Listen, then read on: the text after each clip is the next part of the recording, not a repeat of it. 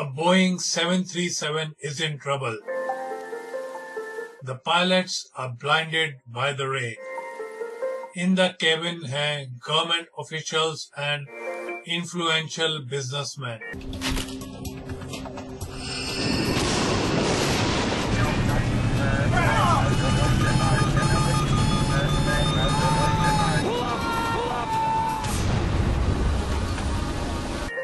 The crash of IFO-21 shocks the world. Did the final act of war bring the plane down? The White House demands answer. This was not an ordinary flight, but an military jet flying American politicians. और जब investigation complete हुई सारी, तब पाया गया कि air force was at fault.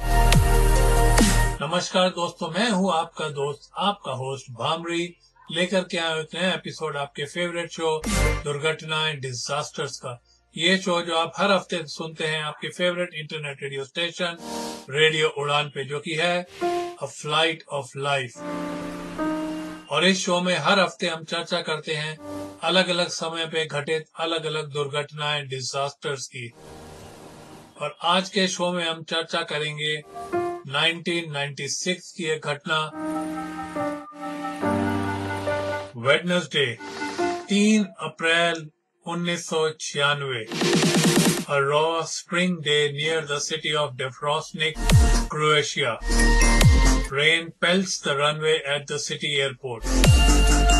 A small group of diplomats hurry through the storm to keep themselves dry. ये एक डेलीगेशन के हिस्सा है जिसने कि अभी टच डाउन किया है। इस ग्रुप में है क्रोएशिया के प्राइम मिनिस्टर और American ambassador to the area Peter Galbraith. The flight into Dubrovnik was a scary flight. We couldn't see anything at all. At that point, I'd been ambassador to Croatia for nearly 3 years, and I'd done a lot of shuttle diplomacy, and it certainly was one of the most uncomfortable. The weather that made Goldbrave's landing so hard is not letting up. Commercial flights जो इस शहर की तरफ आ रही थी, they have all been cancelled. जो ambassador है और उनके बाकी साथी जो है they are not waiting for a commercial flight. They are here to meet IFO-21, a US military jet carrying diplomats. Plane जो है इसको it is a specially designed 737 jet. US Air Force के पास एक छोटी सी फ्लीट है इन planes की, which are used to transport diplomats all across the world. Cabin के अंदर हर वो चीज सामग्री लगी है जिससे कि पॉलिटिशियंस भी अपना काम कर सके और बिजनेसमैन भी अपना काम कर सके 10,000 मीटर ऊंचे आसमान में। और आज का कैबिन उन लोगों से भरा हुआ है जिसको कि एयरफोर्स बोलते हैं DV, Distinguished Visitors. This group is led by US Secretary of Commerce Ron Brown.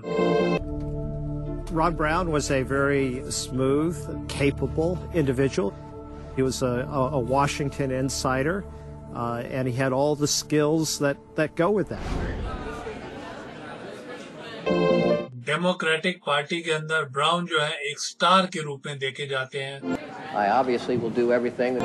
उन्होंने एक बहुत ही इम्पोर्टेंट रोल प्ले किया था जब बिल क्लिंटन प्रेसिडेंट बने थे, और क्लिंटन के राज में ही Ron Brown became the first Afro-American Secretary of Commerce in US history. The United States companies that are here today are eager to engage in dialogue with government and business leaders, and more importantly, to do business. आज उसी उनके job ने उनको एक बहुत ही most troubled area in the world की सैर कराई है। 4 साल से सिविल वॉर जो चल रहा था बोस्निया और क्रोएशिया के अंदर, उसने जो है they had ripped both these countries. Just a few months ago an uneasy peace started. क्योंकि वो कॉमर्स सेक्रेटरी हैं, तो he is trying to rebuild the local economy.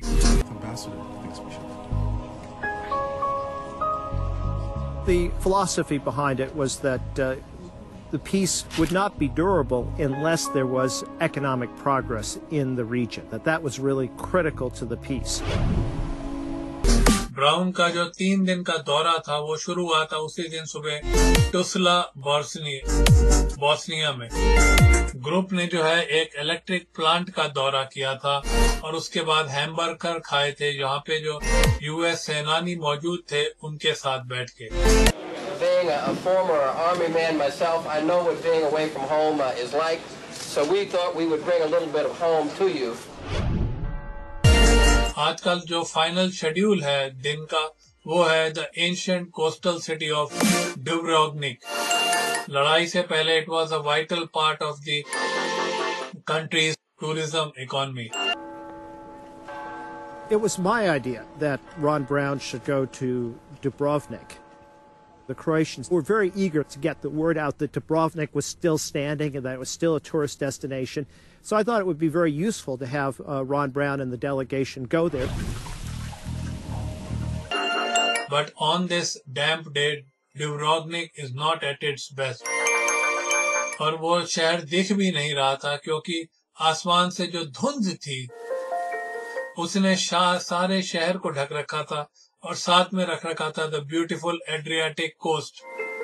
To the north of Dubrovnik flies IFO-21। उस plane के captain है Ashley जे Davis. उनके सारे colleagues उनको बुलाते हैं AJ के नाम से। Departure IFO-21। कॉकपिट के अंदर डेविस को कुछ बादल दिखाई देते हैं जिसको कि वो अवॉइड करना चाहते हैं। Left here just a couple of miles for a build-up. IFO-21, this is approved as requested.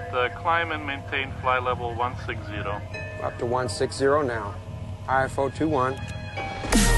दोपहर के 2 बजे हैं अभी और कैप्टन AJ और उनके crew has been on the go from don.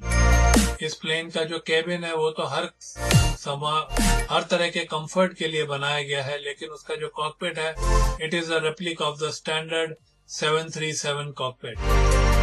AJ Davis जो कि पले बड़े थे बैटन रूज लुजियाना में, उनका बचपन का ही सपना था कि वो पायलट बने और वो पायलट बन भी गए थे। पहले उन्होंने मिड एयर रिफ्यूलर्स पर भी फ्लाई कर रखा था क्योंकि पर्शियन गल्फ के कितने ही हजारों मीटर ऊपर आसमान में हो जाते थे, लेकिन अब वो पायलट करते थे सिर्फ diplomats and officials from all over the world. इसका मतलब यह था कि उनको बहुत सारा ट्रैवल करना पड़ता था और अपनी वाइफ और 2 बच्चों के से भी काफी दूर रहना पड़ता था अपनी इस फ्लाइंग की वजह से। उनकी वाइफ और 2 बच्चे थे जर्मनी में at a US base. According to the air force jargon, Shelly Kelly is an technical sergeant और आज इस प्लेन के ऊपर उनका ये जॉब है to make sure everybody gets what they want. Mr. Secretary, something to eat? No, thank you. I was wondering how our times are.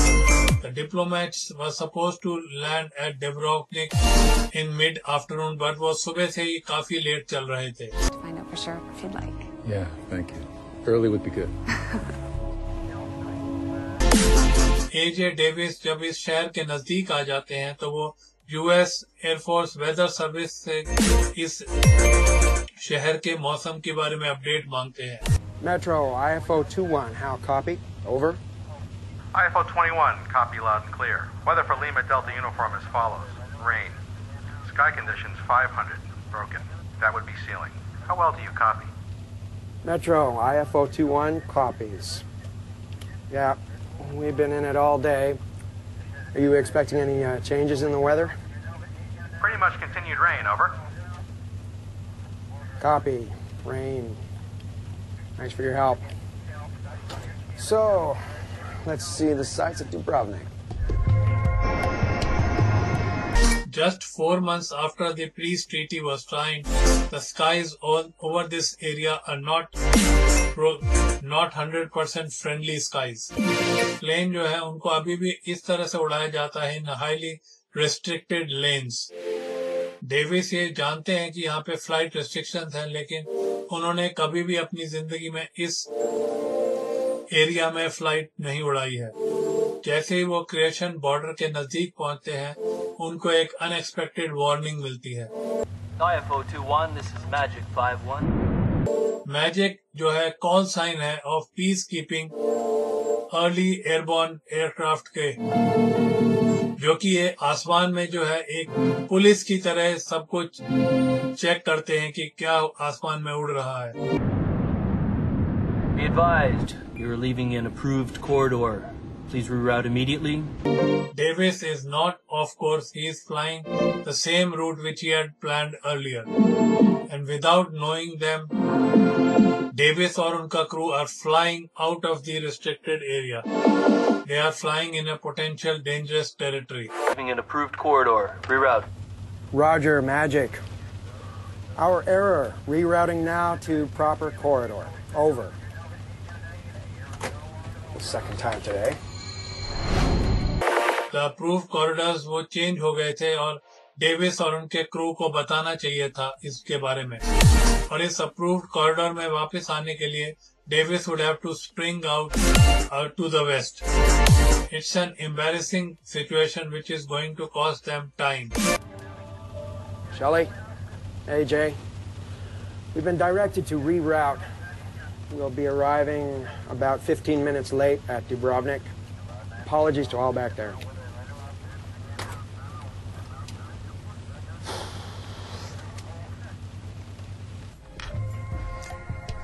Ladies and gentlemen, could I have your attention, please? Unfortunately, there will be a slight delay on our arrival into Dubrovnik.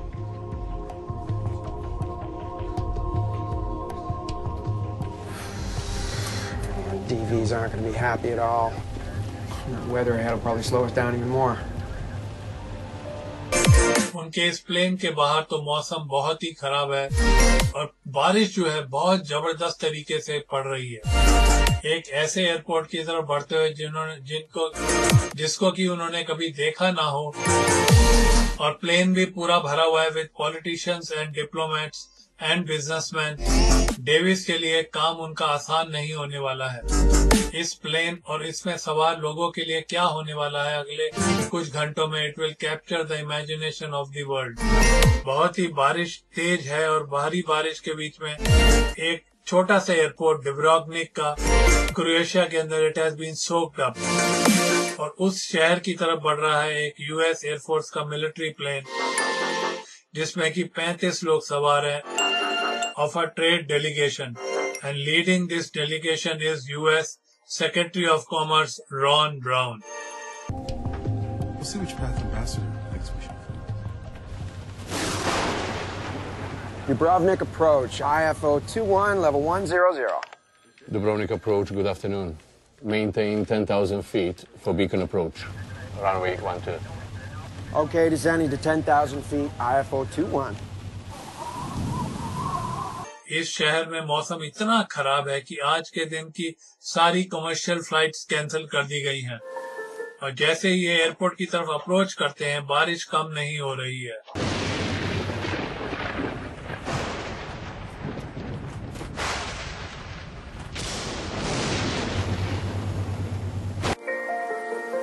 खाली crew के लिए खाली मौसम नहीं है जिससे कि उनको जूझना पड़ेगा। जो हाल ही में सिविल वॉर चल रहा था क्रोएशिया में, it has taken a lot of toll on this airport.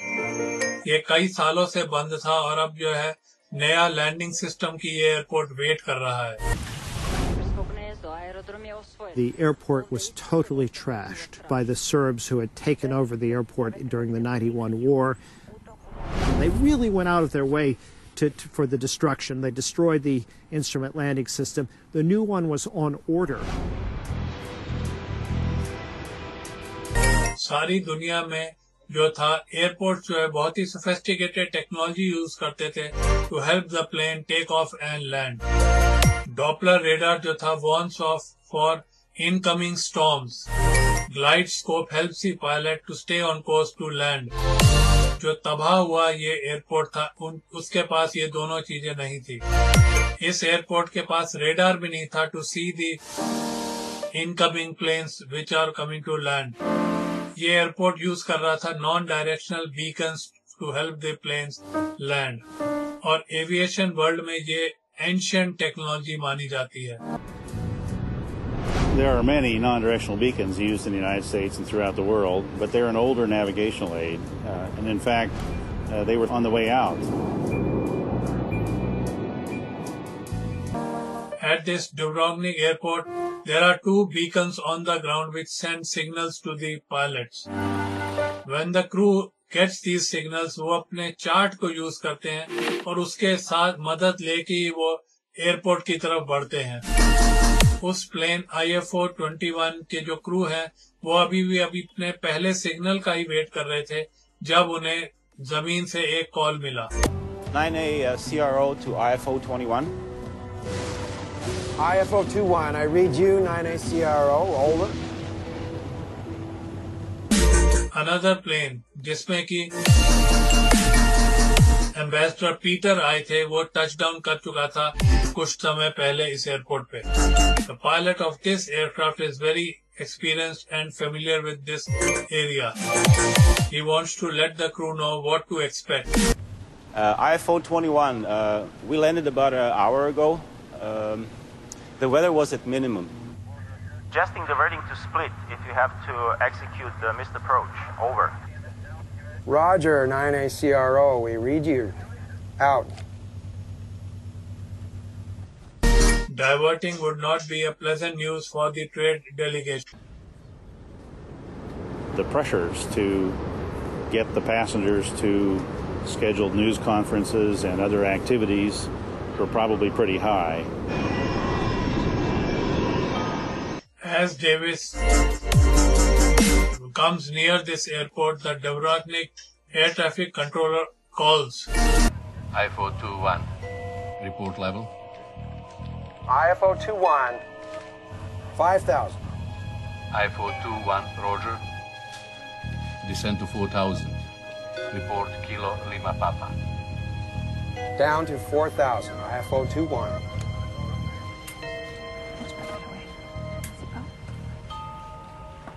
Sir. Thank you. Flying above the storm, the crew for the first time receives this radio signal from the beacon. AH, at Kilo Lima Papa, we're tracking outbound at 119 degrees. 119 confirmed.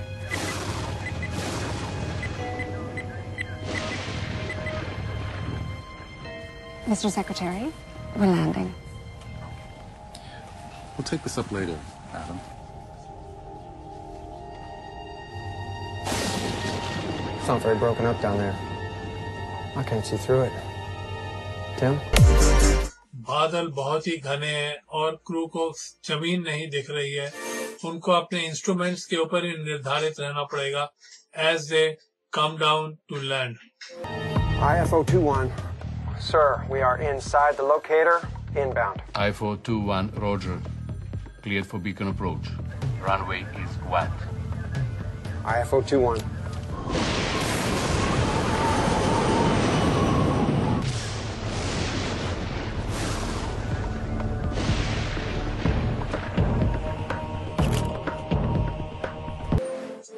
AJ Davis flies blind through heavy rain and dense clouds.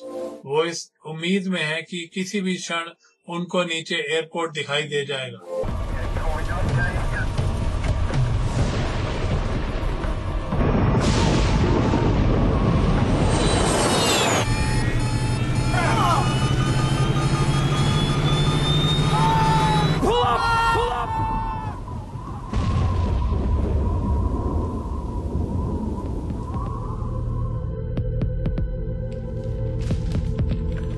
IFO-21, do you read? दोपहर के 3 बजे से कुछ minute पहले जो डुब्रोवनिक tower है, it loses all communication with IFO-21.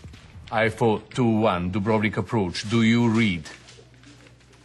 IFO-21, do you read? और चूंकि एयरपोर्ट में अप्रोच रेडार नहीं था, तो ट्रैफिक कंट्रोलर को कुछ नहीं पता लग रहा था कि वो उनका प्लेन कहाँ है. IFO-21 शायद एयरप्लेन जो है डाइवर्ट कर दिया गया है किसी दूसरे एयरपोर्ट की तरफ.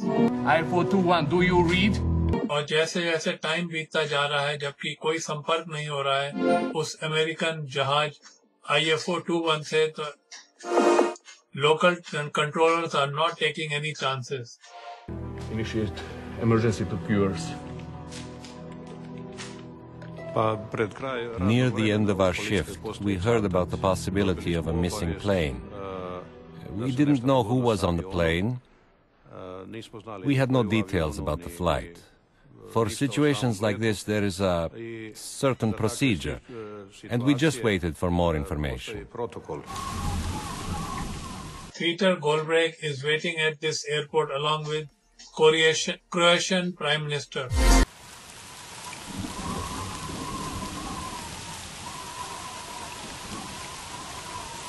It was clear from my own flight in that this was a very marginal landing.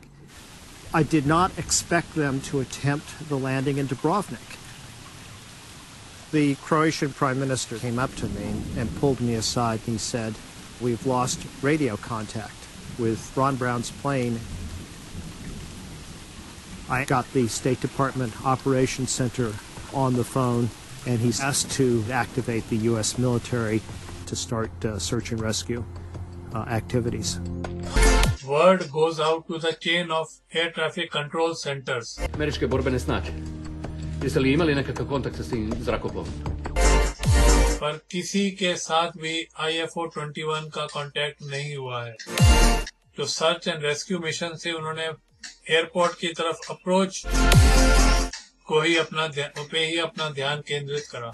Perhaps the plane had ditched in the Adriatic.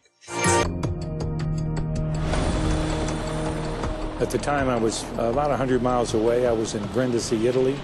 We launched 2 of our MH-53 helicopters with Special Tactics Air Force personnel on board, headed to Dubrovnik. कितने ही घंटे ढूंढने के बाद भी उस plane का कुछ अता पता नहीं मिला था। मौसम भी बद से बदतर होता जा रहा था। Fog was in, thunderstorms in the area, low visibility. IFO-21 Dubrovnik approach, do you read? IFO-21 में एक CPI था, crash positioning indicator. IFO-21, do you read? अगर प्लेन वाकई में ही क्षतिग्रस्त हो गया है तो उसका CPI एक बहुत ही हाई फ्रीक्वेंसी सिग्नल भेज रहा होगा। लेकिन इस सिग्नल को पिकअप करने के लिए एयरपोर्ट पे कुछ भी ऐसी टेक्नोलॉजी मौजूद नहीं थी। IFO-21 Dubrovnik approach, do you read? IFO-21, do you read? IFO-21, do you read?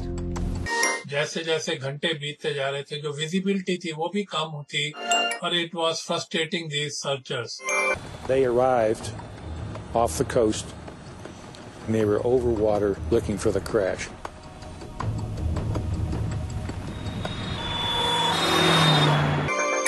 कितने ही घंटे बीतने के बाद पुलिस को एक टिप मिलती है और उसी से वो अपनी रेस्क्यू मिशन सर्च करते हैं।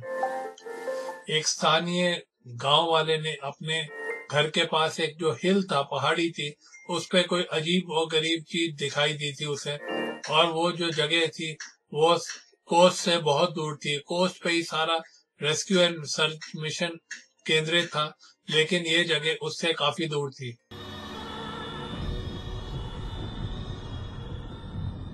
We went up with 2 vehicles to check the mountains.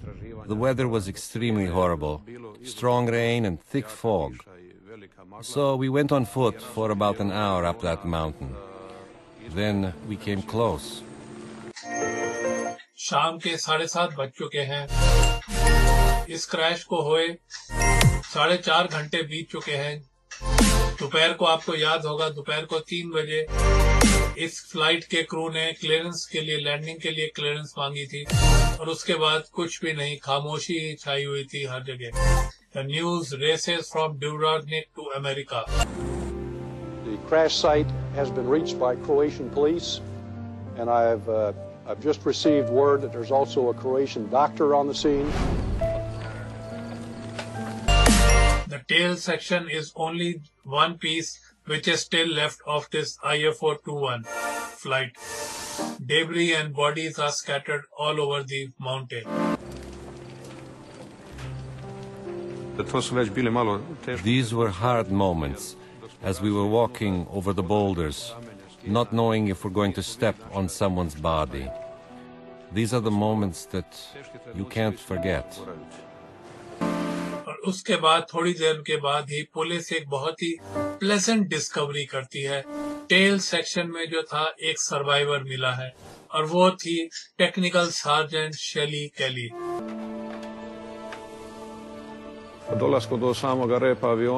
As we arrived at the tail section, one policeman went inside and found the body of a stewardess, and he tried to help. That was our hope. We wanted to help. We wanted to save every life, and hers was our chance. We were counting on it.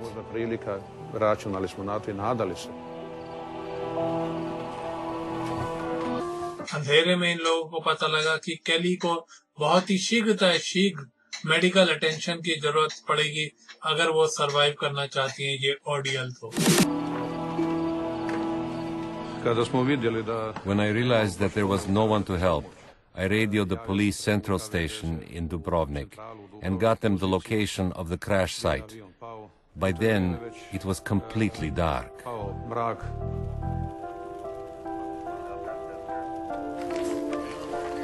St. John's Hill is alive to around 100 Croatian policemen and military. American forces are also rushing towards this scene. बहुत बड़े-बड़े पत्थर थे और मौसम इतना खराब हो चुका था कि reaching this site was a very difficult task for all. हाल की लड़ाई जो हुई थी उसके भी चिन्ह मौजूद थे यहाँ पे. Mike Canavan is in charge of U.S. crash recovery system. I met a Croatian major. He told me that he was going to be the guide that would take us up to the top of the mountain.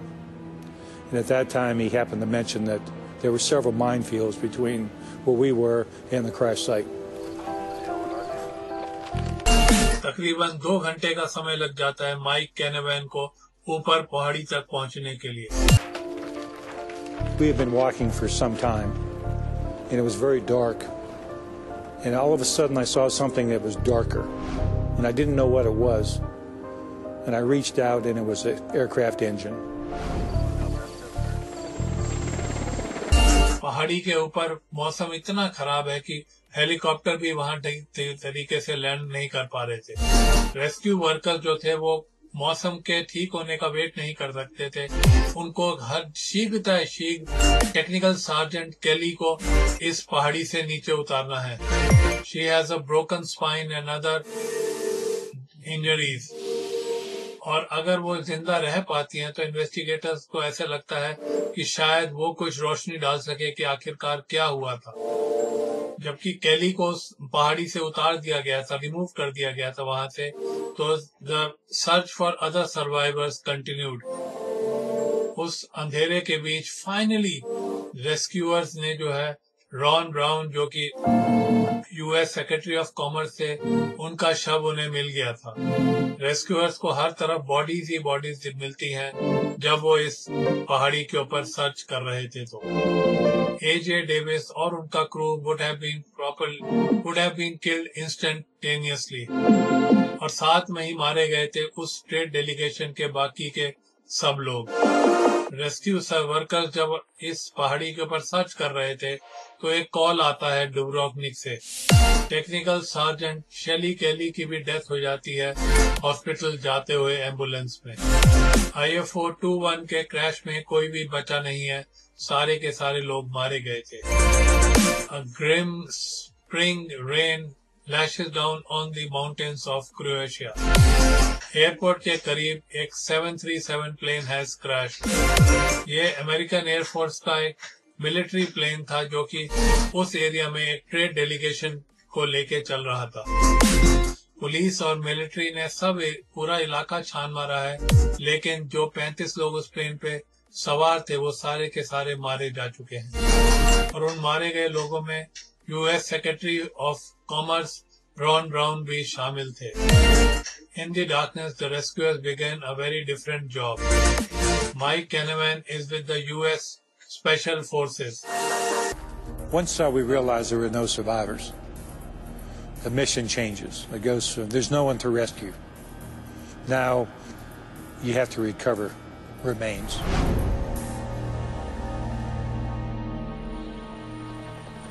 सुबह होते होते मौसम जो है improve हो गया है. Peter Goldbrave gets his first sight of the crash site. We walked up the mountain. The weather was somewhat better. And near the top, there was the fuselage of the plane, rear part of it, and debris all over the place. And then on the other side of the ridge were the bodies. There's nothing in the world that compares to a plane crash. One thing that my folks did on the mountain and then down in Dubrovnik is they did this with dignity and respect. And I thought it was done exceptionally well.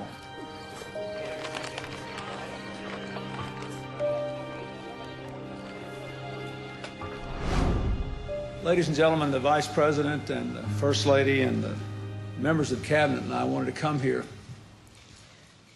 to be with the employees of the Commerce Department at this very difficult hour. Hillary and I have just come from Ron Brown's home, visiting with Alma and Michael and their family and friends who were there. जब ये सच्चाई settle होती है तो hard questions पनपने शुरू हो जाते हैं कि कैसे एक रीडिजाइंड यूएस एयरफोर्स का 737 plane it crashed into the hillside of Croatia. क्या खाली मौसम जो खराब था वो एक कॉज था या उस लड़ाई के माहौल में कुछ और कॉज भी था इस प्लेन के क्रैश का?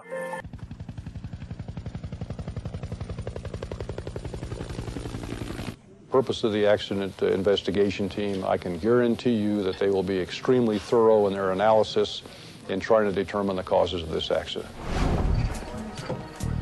जो पैसेंजर थे वो काफी हाई प्रोफाइल के थे, इसलिए जो था अफवाह भी फैलनी शुरू हो गई थी इस क्रैश के साथ ही.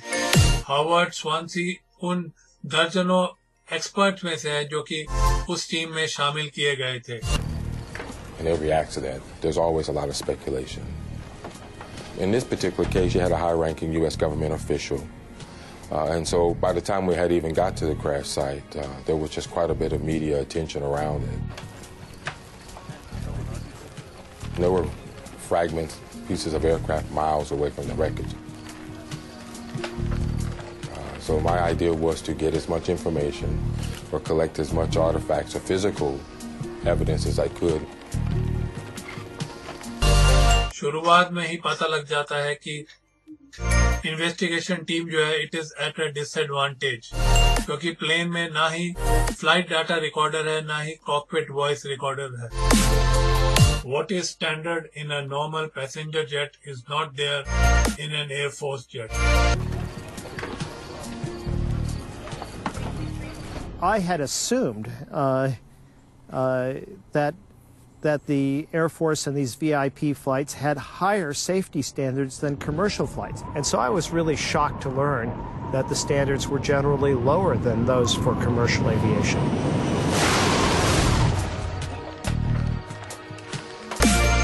और ये स्टैंडर्ड टूल्स के बिना इन्वेस्टिगेटर्स जो है वो कुछ भी ओवरसी नहीं कर सकते थे या ओवरलुक नहीं कर पा रहे थे इस चीजों को.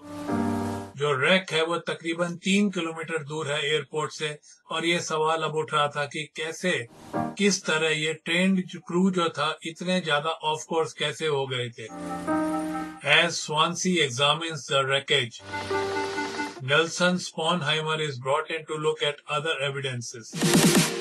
जो कि एक एक्सपर्ट थे इन एवियल नेविगेशन के अंदर, और वो इस फ्लाइट IFO-21 का लास्ट मिनट्स का चार्ट प्लॉट करते हैं कि क्या रास्ता लिया होगा इस प्लेन ने. To trace the last moments of the plane, he turns to the sky, and the USAF patrolling plane, which was surveying this area. IFO 21, this is Magic 51. Be advised, you're leaving an approved corridor. Please reroute immediately. Rerouting now to proper corridor. Over. Apart from moving out from this trusted area, Sponheimer को कुछ और इस plane के बारे में गलत नहीं दिखाई दे रहा था और आखिरी क्षणों तक. The radar track that I was given was from an AWACS aircraft and showed that the en route portions of the flight from about 100 miles prior to the airport were entirely nominal. The last segment of the flight, however, beginning from 20 kilometers from the airport, is different. अपनी final approach पे जो था, plane जो है थोड़ा of course चला गया था. वो एकदम सीधा चल रहे हैं यहाँ पे, and which goes straight into the mountains. My initial look at the flight track of the aircraft showed a 7-degree bearing error in the final segment of the approach. एक छोटी सी गलती, वो भी जब आप कितने ही 100 किलोमीटर प्रति घंटे की रफ्तार से चल रहे हो, वो बहुत जल्दी बहुत बड़ी डिजास्टर में बदल जाती है. और सवाल जो है मन में उठ रहा था कि ऐसा क्यों हुआ कि आखिरी क्षणों में प्लेन जो है ऑफ कोर्स चला गया था, जबकि सारे रास्ते उसको कोई नेविगेशनल प्रॉब्लम नहीं दिखाई दी थी. और even in the bad weather, how had the crew become so lost?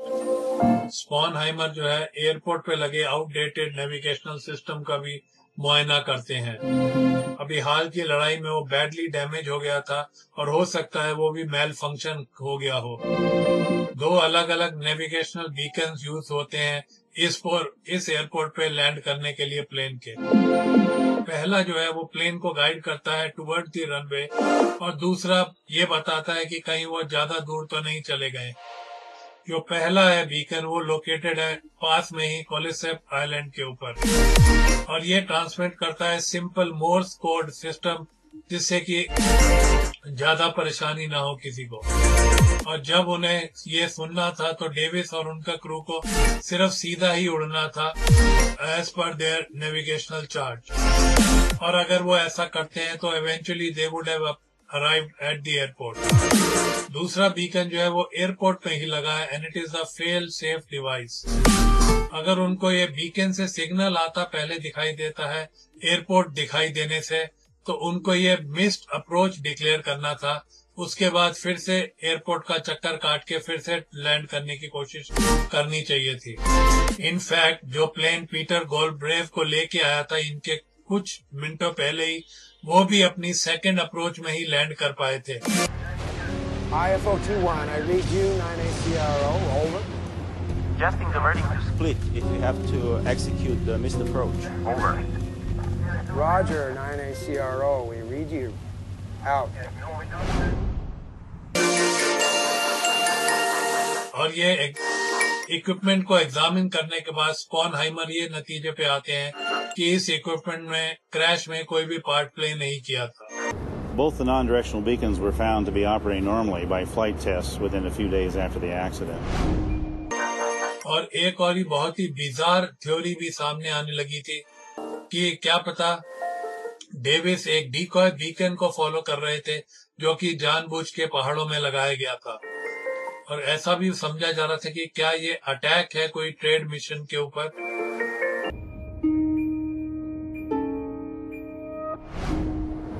To get a signal that is strong enough to be heard, you have to have a very large ground system, which is difficult to establish in rocky, sandy soil. So it would be very expensive and very time-consuming to set up an NDB in the mountains. Such an elaborate scheme would be nearly impossible to pull off. No evidence is ever found on the decoy beacon.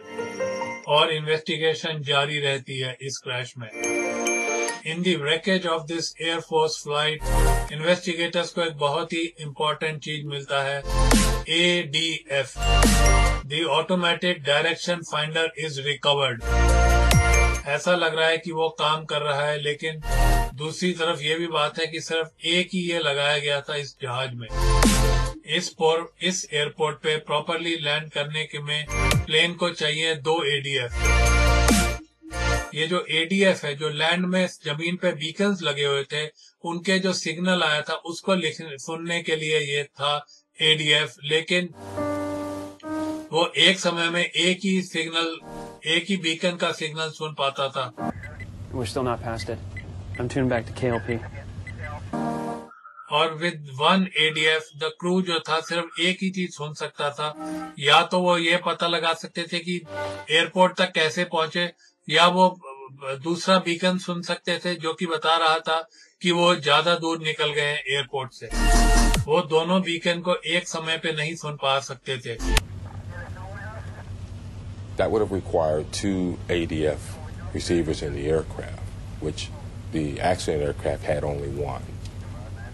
And only having 1 ADF restricted their ability to follow the approach accurately. I got CV. We're still not past it. I'm tuning back to KLP. अगर वो जल्दी से switch करते रहे between the 2 Bacon's, तब वो crew जो है एक ही समय पे दोनों बीकन्स को सुन सकता है। लेकिन इस तरीके से और ज्यादा स्ट्रेस ही पड़ता इनके क्रू के ऊपर, जो कि ऑलरेडी डिफिकल्ट लैंडिंग को झेल रहे थे। और एक और सरप्राइज जो सामने आया वो ये था कि ये वाला प्लेन जो था IFO-21 was not fully equipped to land at this airport. You're talking in a very short time span of making the approach. It's going to become rather difficult in trying to dial both to keep listening to the code if you're also trying to search for your course and headings. As he continued to study the path taken by IFO-21, Nelson Sponheimer concentrates his action on an S-shaped path taken by the plane. और ये path बिल्कुल वैसा ही है अगर plane लेगा to study the non-directional beacon. और जैसे ही crew को ये बीकन्स को स्टडी करने का मौका मिलेगा, तो ये एस शेप जो टर्न्स थे वो डिसअपीयर हो जाते हैं। At about 2 or 3 miles inside the final approach fix, for the next 7 or 8, 9 miles, the flight track is perfectly straight. जो एयरपोर्ट पे उस समय नेविगेशनल सिस्टम लगा था, उसको ट्रस्ट करने की बजाय, चाहे वो पुराना ही सिस्टम हो, उसको ट्रस्ट करने की बजाय फ्लाइट क्रू ने बिल्कुल गिव अप कर दिया था। और नेल्सन स्पॉनहाइमर ये सोचते हैं, ये जानते हैं कि शायद ये क्यों किया था उन्होंने। Fighting heavy rain and hampered by a single directional finder, crew ने एक बहुत ही पुरानी टेक्नोलॉजी का सहारा लिया था, that was INS to locate the runway, और इसको बोला जाता है inertial navigational system. An INS system uses gyroscopes to maintain an awareness of how much the airplane turns and banks. After entering a specific geographical position at the beginning of the flight, this inertial navigational system tracks all the turns a plane makes. It's a self-contained piece of equipment on the aircraft. लेकिन इसके आगे एक बहुत ही potentially problem है. If the gyroscopes don't calculate the exact movement of the plane, the pilot can end up being off course.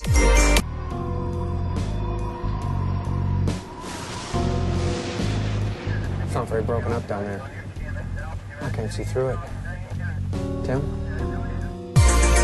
Crew ने ऐसा सोचा होगा कि switching to this system might help them find their way. But in this way, the plane would have been dangerously off course in this situation.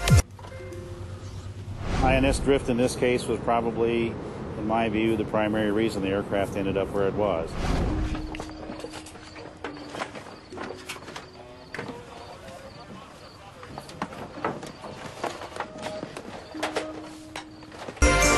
Investigator Howard Swansea examines the Jeppson approach chart which the crew was using while they were making their efforts to land.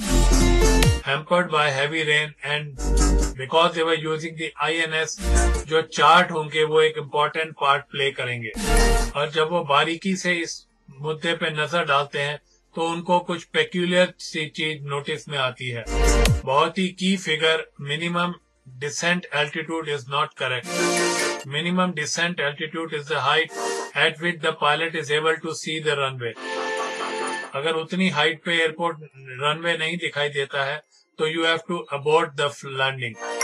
Each country has the responsibility of developing these procedures and then publishing information so that other nationalities as well as their own air crews can fly those approach procedures. Swansea ये discover करते हैं कि जो minimum descent altitude on the chart थे वो US navigational rules aviation rules को follow नहीं करते थे. इतनी पहाड़ी थी आसपास कि उसको जो डिसेंट एल्टीट्यूड होना चाहिए था वो 2800 के ऊपर होना चाहिए था, लेकिन चार्ट के मुताबिक तो वो सिर्फ 2100 ही काफी था उस एयरपोर्ट के लिए. इसका मतलब ये हुआ कि क्रू जो था 700 फीट नीचे उड़ रहा था, जबकि एक्सपर्ट्स ये सोच रहे थे कि यूएस में जो है यूएस स्टैंडर्ड्स के हिसाब से वो गलत है. Combined with all the problems the crew was facing, this chart placed a nail in the coffin. इतनी भयंकर बारिश में एयरपोर्ट का ना देख पाना और घने बादलों के बीच वो यही सोच रहे थे कि वो सेफ हैं, लेकिन उनको ये नहीं पता था कि वो पहाड़ों के ऊपर उड़ रहे हैं. जो सवाल फिर मन में आ रहा था वो ये था कि ऐसा क्यों हुआ कि ये वाला plane was not fully equipped to land at this airport.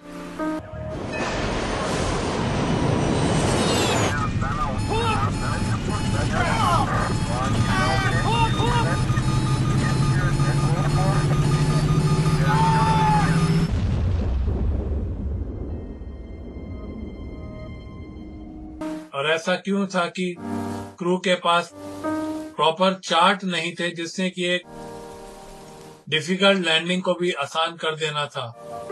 इन सब के जवाब जो है वो मिलते हैं at an American military base in Germany with some of the most senior members of the air force. In the spring of 1996, a U.S. Air Force plane crashed near the airport of Dubrovnik in Croatia.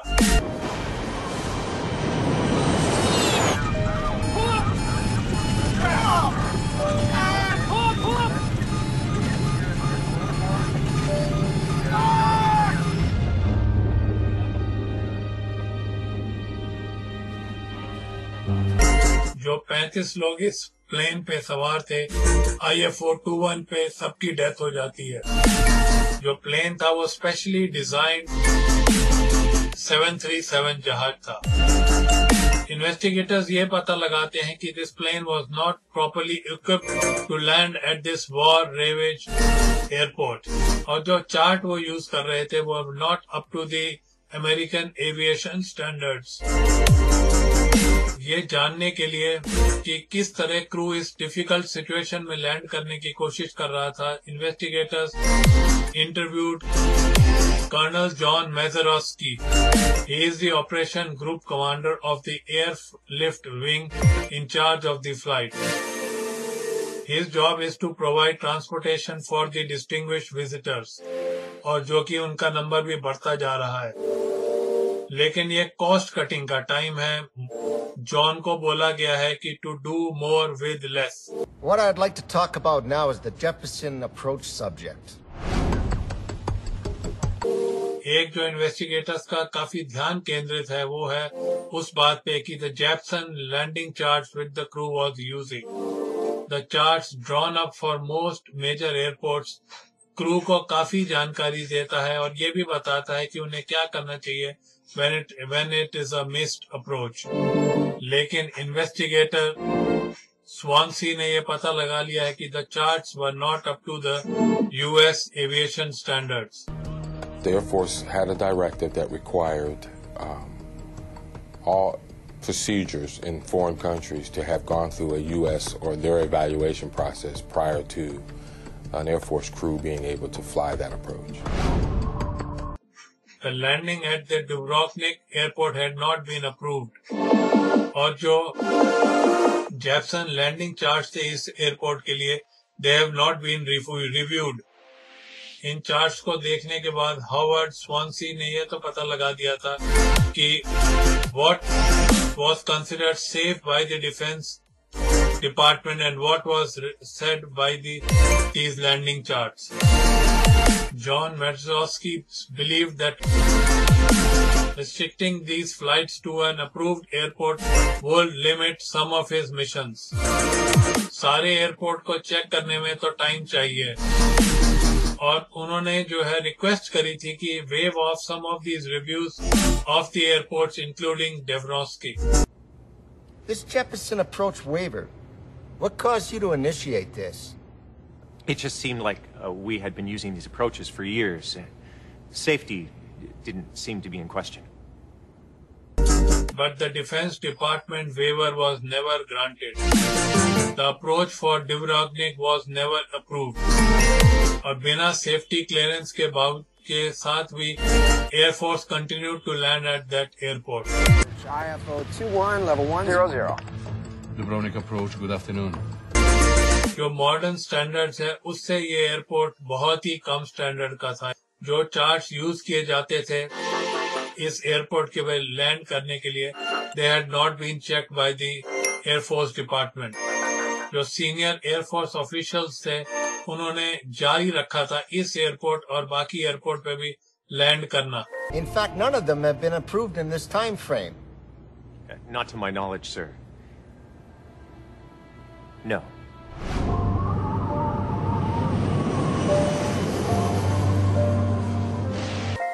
In the end, a fatal combination of factors came together and caused this crash of IFO 21.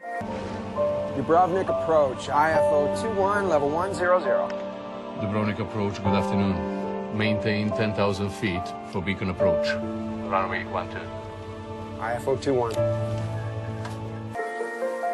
The crew was hampered by bad weather.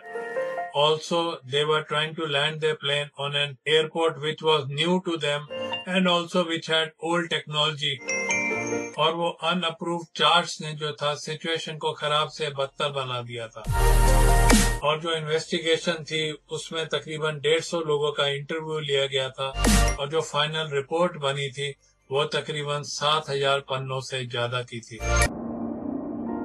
How much of the weeping we have done this last week because there were so many brilliant young people on that plane with him from different backgrounds and different racial groups. Why? Because Ron Brown could see in them the promise of a new tomorrow.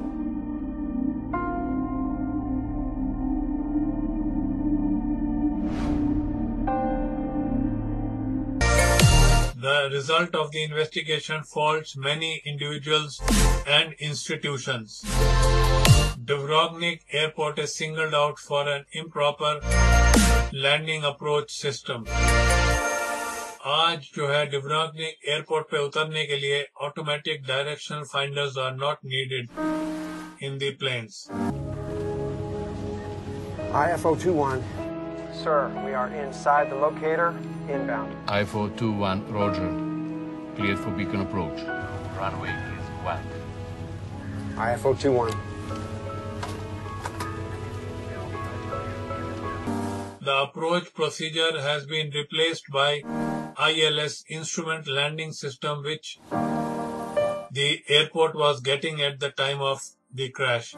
जो final report आई थी उसके मुताबिक AJ Davis और उनका flight crew was responsible for the flight errors.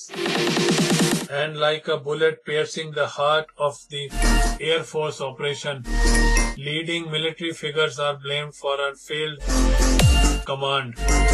ये report आने के बाद 2 senior members of the Air Force are relieved of their post. Colonel John Majerowski को काफी रिप्रिमांड किया गया और उनको डिमोट भी कर दिया गया और finally he retired as a major. 13 और अन्य officials are also singled out for their role in the crash. The air force also changed the way they did business. जितने भी मिलिट्री एयरक्राफ्ट थे उनको ऑर्डर दिया गया था कि वो कॉकपिट वॉइस रिकॉर्डर और फ्लाइट डेटा रिकॉर्डर को इंस्टॉल कराए जाए सारे प्लेन्स में. No aircraft is allowed to fly into an airport without the approval of the Defense Department, not even for high-ranking diplomats. The Air Force Command was held responsible for this accident. और IFO-21 के pilots, crew और passengers वो थे जिन्होंने की ultimate price पे किया for the oversights made by the 86th Airlift Command. So दोस्तों, इसी के साथ खत्म होता है हमारा आज का एपिसोड, आपकी फेवरेट शो दुर्घटनाएं डिजास्टर्स का। ये शो जो आप हर हफ्ते सुनते हैं और आज भी सुन रहे थे आपके favourite internet radio station radio उड़ान पे। और आज के शो में हमने चर्चा करी थी 1996 की एक घटना, the crash of US air force military jet IFO-21 की।